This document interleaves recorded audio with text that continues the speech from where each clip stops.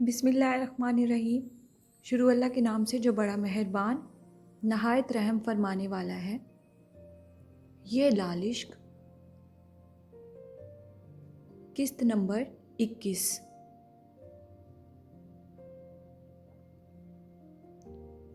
Computer کی class کے باہر کھڑی اجالا اپنے پاس سے گزرتی لڑکیوں کو دیکھ رہی تھی جو اندر جاتے ہی اپنی اپنی کرسیوں پر بیٹھ رہی تھیں، مگر وہ کنفیوز سی باہر ہی کھڑی تھی۔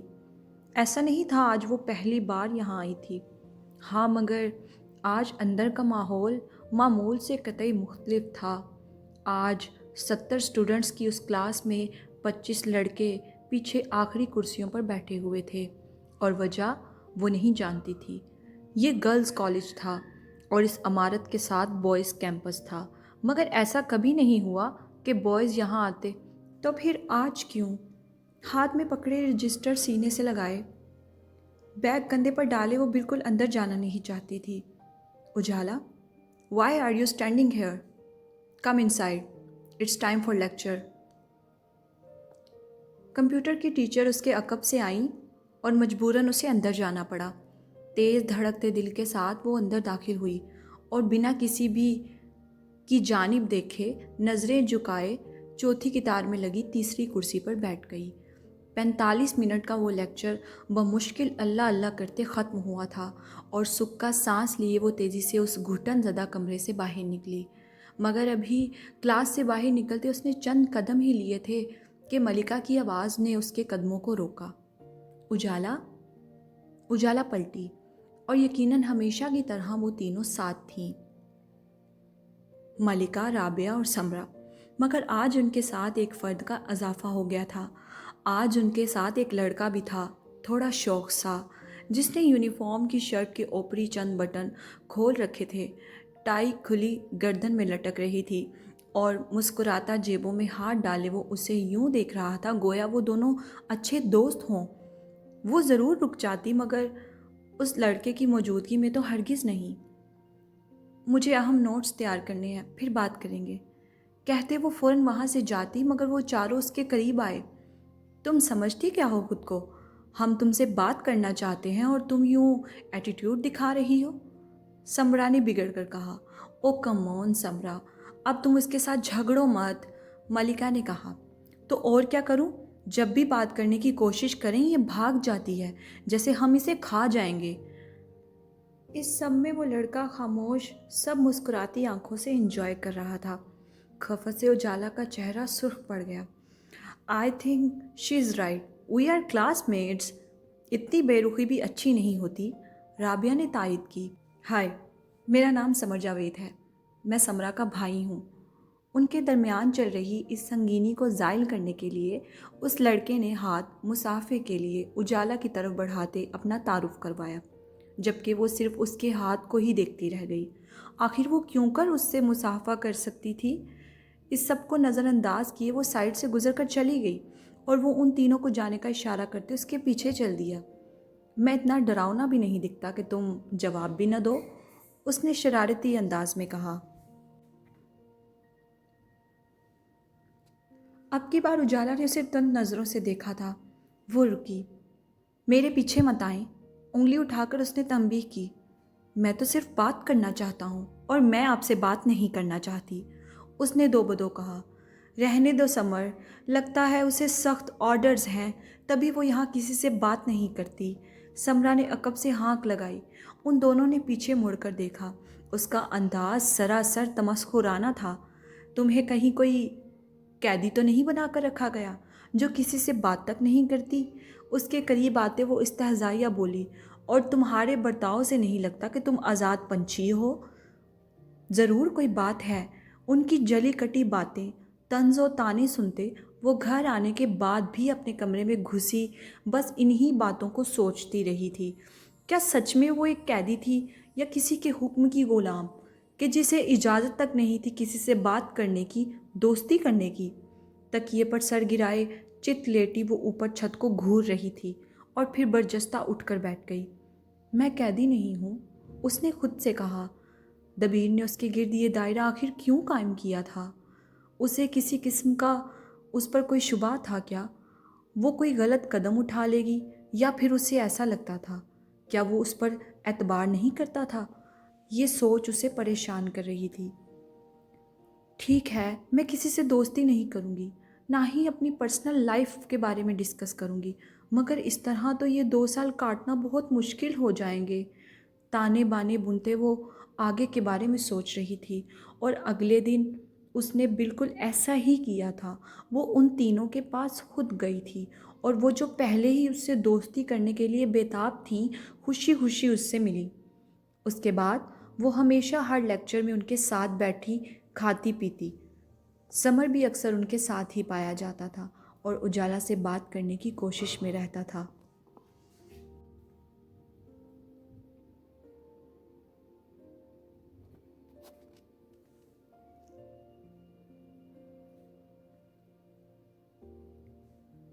مگر وہ کم ہی جواب دیتی۔ ایک ہفتہ بہت اچھا بیتا تھا۔ وہ خود کو پہلے سے زیادہ خوش محسوس کرتی تھی اور اکیلے پن کا بوجھ ختم ہو رہا تھا۔ چھٹی ہوتے وہ سب کو خدا حافظ کہتے گیٹ کی جانب بڑھ رہی تھی، جب ہی اسے سمر نے آواز دی، اجالا۔ وہ رکی اور پلٹی۔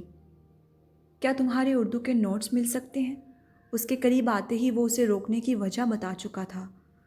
تم تو جانتی ہو مجھے شعر و شاعری بالکل نہیں آتی، تو ذرا میری مدد ہو جائے گی، میں کاپی کر کے تمہیں پرسوں واپس کر دوں گا۔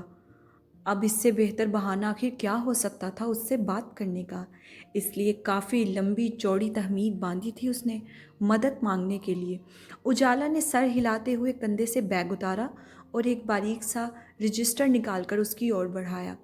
شکریہ کہتے سمر نے رجسٹر پکڑا اور یوں اس کا ہاتھ غیر ارادتاً اجالا کے ہاتھ سے مس ہوا، اور یہ منظر کسی کے تن بدن میں آگ لگا گیا تھا۔ اجالا نے فوراً اپنا ہاتھ واپس کھینچا، اور اس سے پہلے وہاں سے وہ جاتی کوئی بہت تیزی سے آیا تھا اور ایک زوردار مکہ سمر کی ناک پر رسید کر گیا۔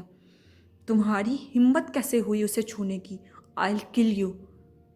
سمر کے گرے بان کو دبوچے قہر برساتی نظروں سے اسے دیکھتا، اور کوئی نہیں، وہ دبیر تھا۔ یہ دیکھ اجالا بوکھلا کر رہ گئی تھی۔ دبیر یہاں ہوگا اس نے کبھی سوچا بھی نہیں تھا۔ وہ ہمیشہ ڈرائیور کے ساتھ آتی جاتی تھی۔ Who the hell are you man؟ تمہاری ہمت کیسے ہوئی مجھ پر ہاتھ اٹھانے کی؟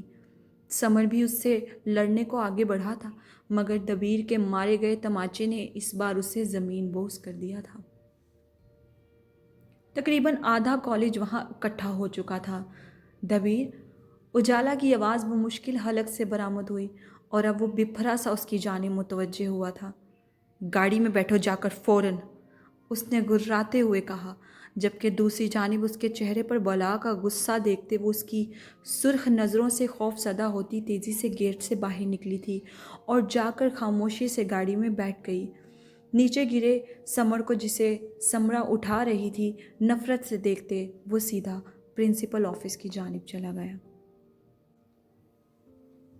آپ نے مجھ سے کہا تھا بوائز کیمپس کے لڑکے یہاں نہیں آتے، پھر باہر وہ سب لڑکے کیا کر رہے ہیں؟ پرنسپل آفس میں موجود وہ میز پر زور سے ہاتھ مارتا اس وقت چیخ رہا تھا، جبکہ سامنے بیٹھے ادھیڑ عمر آدمی کی ہمت نہیں تھی اس سے الجھتے۔ دبیر صاحب پرسکون ہو جائیں، دراصل بوائز کیمپس کے کمپیوٹر کے پروفیسر کا ایکسیڈنٹ ہو گیا ہے، جس سبب وہ تمام بوائز ادھر کچھ دیر کے لیے کمپیوٹر کا لیکچر لینے آتے ہیں اور چلے جاتے ہیں۔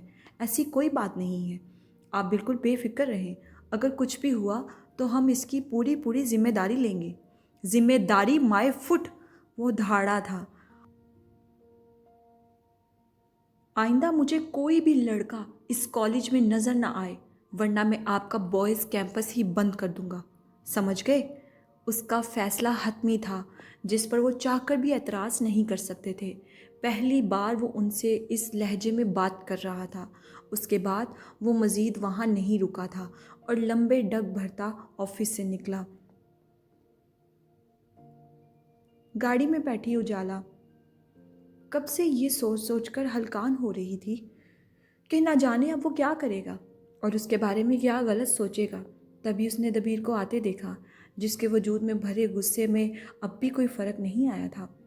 وہ پہلے کی ہی طرح مٹھیاں بھیجے، تنی رگیں اور اعصاب لیے آیا۔ اور گاڑی کا دروازہ کھول کر بیٹھتے بنا اجالا کو دیکھے گاڑی سٹارٹ کر کے لے گیا۔ وہ پیچھے بیٹھی بیک ویو مرر سے نظر آتی اس کی سرخ ہری آنکھیں دیکھ رہی تھی، اور وہ سامنے سڑک کو دیکھتا اسٹیئرنگ کو زور سے پکڑے جلد سے جلد گھر پہنچنا چاہتا تھا۔ دوسری جانب اجالا میں ہمت نہیں تھی اس سے صفائی میں کچھ بھی کہنے کی، کم سے کم اس وقت تو وہ اس کا غصہ برداشت نہیں کر سکتی تھی۔ آج اسے اس سے بہت ڈر لگ رہا تھا جو دبیر سے چھپا نہیں تھا۔ گھر آتے ہی وہ گاڑی سے باہر نکلا اور اپنے کمرے میں چلا گیا۔ آج کا دن اجالا کے لیے اس کے گزارے گئے تمام برے دنوں میں سے ایک تھا۔ شام سمے وہ کھانے کی میز پر بھی موجود نہیں تھا۔ کافی ہفتوں سے وہ ساتھ کھانا کھاتے تھے اور آج وہ نہیں آیا تھا۔ اجالا کو یہ شروعاتی بے رخی کی طرح کا برتاؤ بہت کھلا تھا۔ سامنے پڑی کھانے کی پلیٹ کو بنا کھائے بے دلی سے پرے کرتی وہ فوراً اٹھی اور پہلی بار بنا کچھ سوچے سمجھے اس کے کمرے کی جانب چل دی۔ جلد ہی وہ اس کی دہلیز پر موجود تھی۔ ہاتھ بڑھا کر اس نے دروازہ نوک کیا، 1 بار، 2 بار، 3 بار، مگر جواب نداد۔ وہ لب کچل کے رہ گئی، یعنی دروازہ نہیں کھلا۔ تو چوتھی دستک دینا اسے بیکار لگا اور مڑنے سے پہلے ہی اس کی سوچ کے برعکس دروازہ کھلا تھا۔ اجالا نے مسکراتے سامنے دیکھا۔ سیاہ ٹریک سوٹ میں ملبوس وہ دوپہر کی بنسبت بہتر دکھائی دے رہا تھا، پرسکون اور بغیر سرخ آنکھوں کے۔ ہاں، مگر آج ان آنکھوں میں اس کے لیے نرمی نہیں تھی اور چہرے پر سنجیدگی ہی سنجیدگی تھی۔ اجالا کا دل کڑلایا۔ اگر تم مجھ سے بات کرنے آئی ہو تو چلی جاؤ، اس وقت میں کوئی بات نہیں کرنا چاہتا۔ اس نے کچھ کہنے کے لیے لب وا کیے ہی تھے کہ وہ سرد لہجے میں اسے ٹوک گیا۔ آنسوؤں کا گولا بھر کے حلق میں آیا تھا اور نمی ان شہد رنگ آنکھوں میں تیرنے لگی۔ اس کا کوئی قصور بھی نہیں تھا، وہ پھر بھی اسے صفائی پیش کرنے، اس کی ناراضگی دور کرنے آئی تھی، اور وہ اس کے ساتھ یہ سلوک کر رہا تھا۔ اسے کم سے کم ایک بار تو اس کی بات ضرور سننی چاہیے تھی۔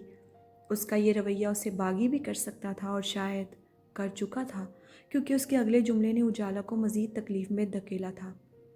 اپنی حدود کبھی مت بھولنا، اور میں یہ دوبارہ نہیں کہوں گا۔ یہ شاید اس کا آخری جملہ تھا، کیونکہ اس نے کہتے دونوں پٹ دروازے بند کرنے کی غرض سے تھامے تھے، مگر اس کا یہ ارادہ اجالا کے رکھے گئے ہاتھ نے ناکام بنا دیا۔ آپ ایسا نہیں کر سکتے۔ آپ میرے ارد گرد یہ تنگ دائرہ نہیں کھینچ سکتے جس میں میرا دم گھٹتا ہو، اور دوسری بات، میں اتنی بھی احمق نہیں ہوں کہ اپنا اچھا برا نہ سمجھ سکوں۔ مجھے سب صحیح اور غلط پتہ ہے، اس لیے اپنی بیجا پابندیاں اور غصہ بند کریں۔ وہ جو کچھ اور کہنے آئی تھی اس کے رویے کے عوض یہ کہہ گئی، جس پر دبیر کا غصہ واپس سوا نیزے پہنچا تھا، اور اگلے لمحے وہ آگ بگولا سا ایک قدم اس کی اور بڑھا تھا، اور جو اتنی مضبوط بنی کھڑی تھی سراسیمگی سے قدم پیچھے لے گئی۔ تم جانتی ہی کیا ہو دنیا کے بارے میں، لوگوں کے بارے میں، ان کی سوچ کے بارے میں، ان کے دلوں میں پنپ رہی غلاظت کے بارے میں۔ اسے کوہنی سے پکڑتے وہ تیش سے استفسار کر رہا تھا۔ تم ابھی تک بالغ بھی نہیں ہوئی اور کہتی ہو اچھا برا جانتی ہو اپنا۔ وہ استہزائیہ ہنسا۔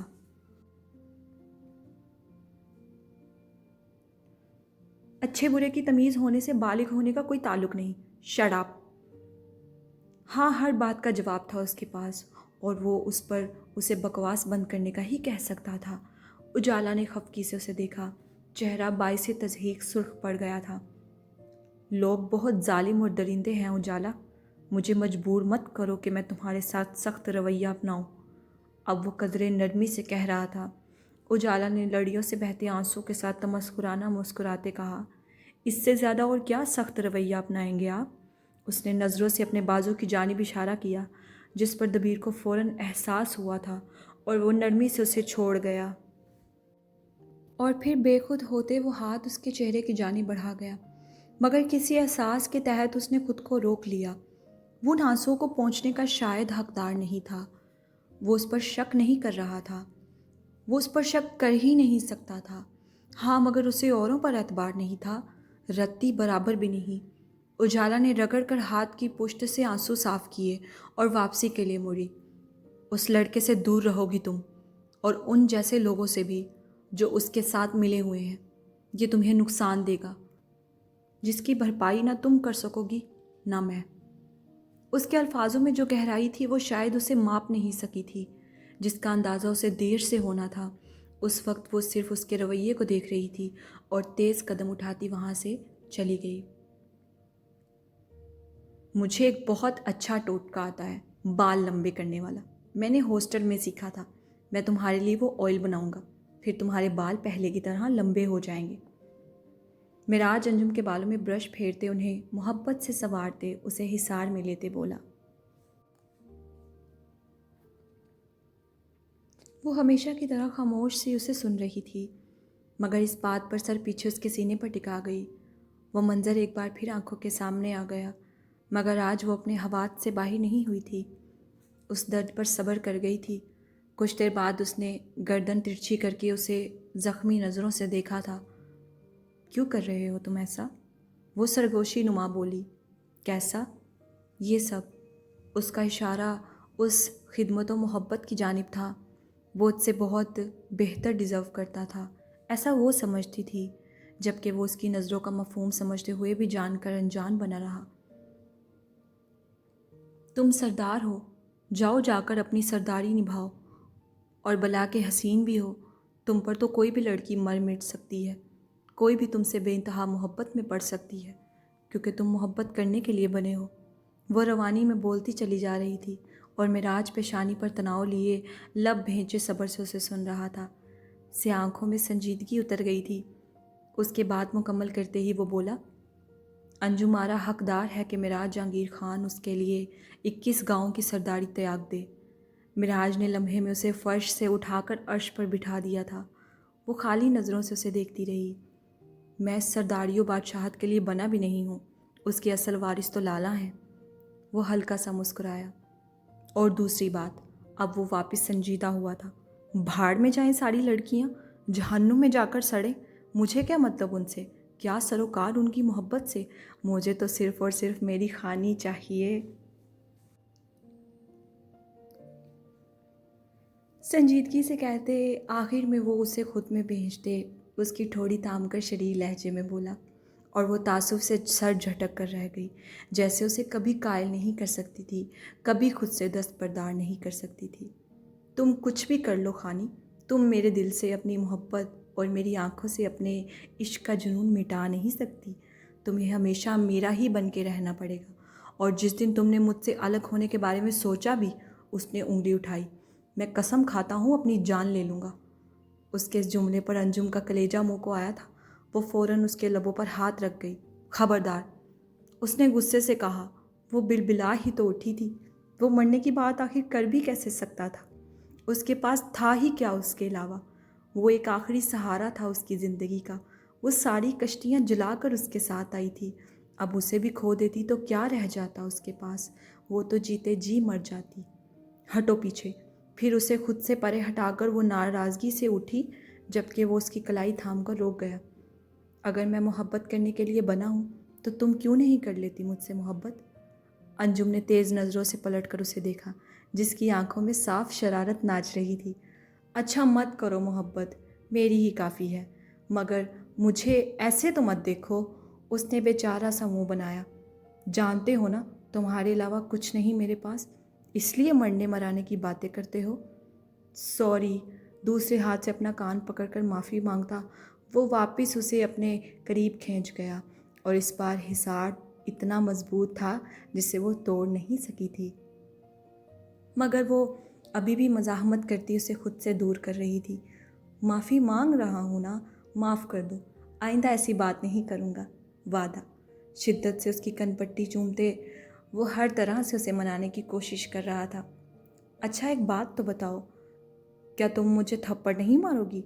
اس بات پر انجم نے عجیب نظروں سے اسے دیکھا تھا، یعنی میرا مطلب۔ آگے وہ دبی سی ہنسی ہنستا سر کھجا گیا، جبکہ وہ اچھے سے اس کی بات سمجھ گئی تھی۔ اب تم میرے شوہر ہو، اور بس وہ یہی تو سننا چاہتا تھا۔ اس لیے سر پیچھے گرا کر زندگی سے بھرپور ہنسنے لگا، اور اس کی یہ مسکراہٹ انجم کو دنیا کی سب سے حسین مسکراہٹ لگی تھی۔ وہ چاہتی تھی وہ ہمیشہ ایسے ہی عمر بھر مسکراتا رہے۔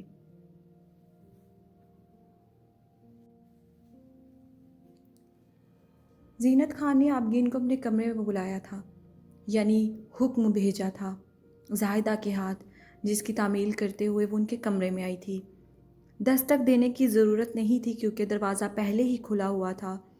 اس دن کے بعد انہوں نے اس سے کوئی بات چیت نہیں کی تھی، نہ ہی اسے کسی قسم کا کوئی نقصان پہنچایا تھا، یا یوں کہنا زیادہ بہتر تھا کہ قصر خان اتنا وسیع تھا کہ اب تک ان کی ملاقات نہ ہو سکی۔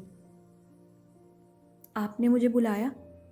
ہاتھ پہلو میں گرائے وہ دائیں طرف سے چادر کو مٹھی میں دبوچے سر جھکائے وہاں حاضر ہوئی تھی۔ زینت خانم اپنے شاہی صوفے پر ٹانگ جمائے بیٹھی تھیں۔ آبگین کے اندر آتے ہی انہوں نے سر سے پیر تک اسے حقارت و نفرت سے دیکھا۔ زاہدہ اس کے پیچھے کھڑی تھی۔ تم جاؤ، انہوں نے زاہدہ سے کہا، اور جاتے ہوئے دروازہ بند کر جانا۔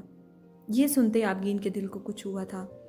وہ اسے کچھ بھی کر سکتی تھی، یہ وہ جانتی تھی، اور ضروری نہیں تھا کہ ہر بار جلال پہنچ جائے گا اور انہیں روک لے گا۔ ہاں، مگر آج وہ اپنے خوف پر قابو پانا جانتی تھی، اور شاید اپنی حفاظت کرنا بھی، اور یہ کرنے کا حوصلہ اس نے اپنے شوہر سے لیا تھا۔ وہ اسے کبھی شرمندہ نہیں کرے گی، ایسا اس نے خود سے وعدہ کیا تھا۔ وہ چاہتا تھا وہ اس کی غیر موجودگی میں حالات سے لڑے اور اپنی جان کی حفاظت کرے۔ زاہدہ کمرے سے باہر چلی گئی اور اس نے دروازہ بند کر دیا، مگر وہ باہر ہی کھڑی رہی تاکہ اگر کچھ ہو تو وہ فوراً آبگین کی مدد کر سکے، کیونکہ اسے اپنی جان بہت پیاری تھی۔ تم نے تو جلال کو اپنی مٹھی میں قید کر لیا ہے، ماننا پڑے گا، پکی کھلاڑی ہو تم۔ آبگین تھوڑی حلق کے ساتھ چپکائے خاموشی سے انہیں سن رہی تھی۔ ظاہر سی بات تھی، ان سے ایسے الفاظوں کی امید ہی کی جا سکتی تھی۔ لگتا ہے تمہارے گھر والوں نے سب کچھ سکھا کر بھیجا ہے تمہیں، جبھی میرا ہر وار خالی جا رہا ہے۔ مگر ایک بات بتاتی چلوں، آخر میں جیت میری ہی ہوگی۔ اب وہ صوفے سے اٹھی تھیں اور آبگین کی دھڑکنیں تیز ہوئیں۔ وہ قدم قدم چلتی اس کے قریب آئیں، بالکل قریب۔ ان کے وجود سے پھوٹتی نفرت آبگین کو اپنے جسم میں پیوست ہوتی محسوس ہو رہی تھی، جیسے پورے سورج کی تپش، اور ان کی آنکھیں اس کے خون کی پیاسی تھیں۔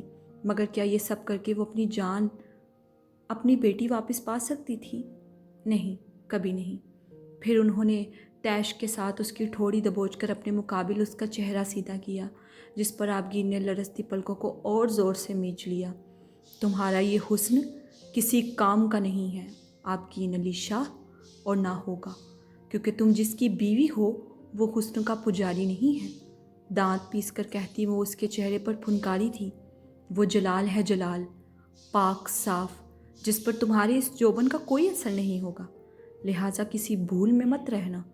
ان کے منہ سے جلال کی تعریف سنتی آبگین کی بھیگی آنکھیں مسکرائی تھیں، اور یہ مسکراہٹ زینت خان کو جلا کر خاکستر کر گئی تھی۔ انہیں لگا ان کی باتوں پر وہ تمسخرانہ ہنس رہی ہے، اس لیے انہوں نے مشتعل ہوتے بے رحمی سے اسے دھکا دیا، جس سبب وہ توازن قائم نہ رکھ سکی اور پیچھے گرتی میز سے ٹکرا گئی۔ اس کے سر کا آدھا حصہ میز کے کنارے کے ساتھ ٹکرایا تھا، اور یقیناً نقصان ہوا تھا، ان کے سامنے تھا۔ یا اللہ، وہ سسکی!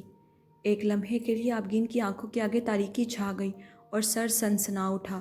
درد کی لہر کن پٹی سے ہوتی ہوئی ایک بار پورے جسم میں دوڑی۔ چکراتے سر کے ساتھ اس نے اپنی کن پٹی کو چھوا اور پھر آنکھوں کے سامنے کیا۔ اس کے پور خون میں رنگ گئے تھے، یعنی اس کے سر پر چوٹ کے باعث خون بہنے لگا تھا۔ دل سے آواز آئی تھی، صبر آبگین، صبر۔ اس نے تکلیف سے سر اٹھا کر انہیں دیکھا اور پھر دروازے سے اندر آتی زاہدہ کو۔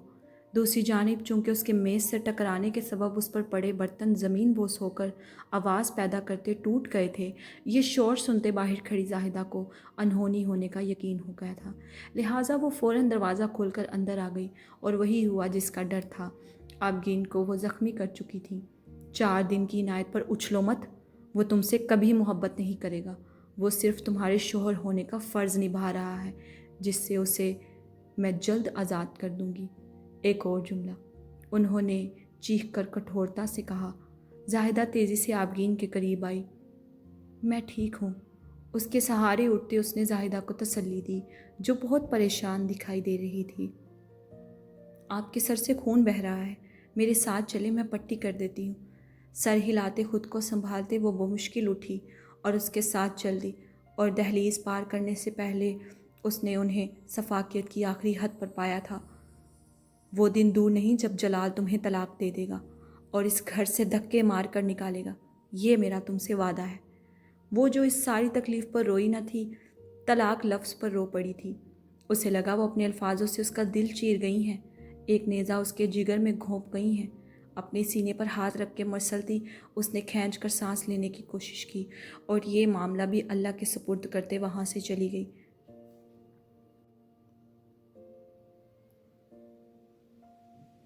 زاہدہ اسے کمرے میں لائیں اور کن پٹی پر مرہم لگاتے بینڈیج کر گئیں۔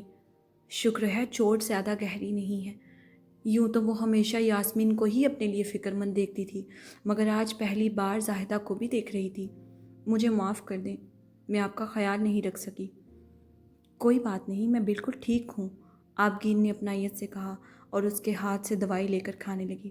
اس کے بعد وہ کمرے سے باہر نکلی تھی۔ شام کا کھانا بھی اس نے رسماً کھایا تھا اور رات تک بس جلال کی راہ دیکھتی رہی۔ وہ اس کا چہرہ دیکھ کر سونا چاہتی تھی، مگر آج معمول سے ہٹ کر شاید وہ تاخیر سے آنے والا تھا۔ ان کے درمیان ملاقات قلیل مگر روز ہوا کرتی تھی۔ اس کے ہر عمل سے لگتا تھا وہ اسے بہت چاہتا ہے۔ بستر پر لیٹی وہ ہاتھ میں پکڑے فون میں اس کی تصویر دیکھتے صرف اسی کو سوچ رہی تھی۔ سر پر لگی چوٹ کے باعث وہ بار بار اسے شدت سے یاد آ رہا تھا۔ رات گہری ہو گئی تھی، کھڑکی سے آتی ٹھنڈی ہوا نے اسے نیند کی وادیوں میں اتار دیا اور ہاتھ میں پکڑا فون سینے پر لڑک گیا، اور وہ کب سو گئی اسے پتہ بھی نہیں چلا۔ جاری ہے۔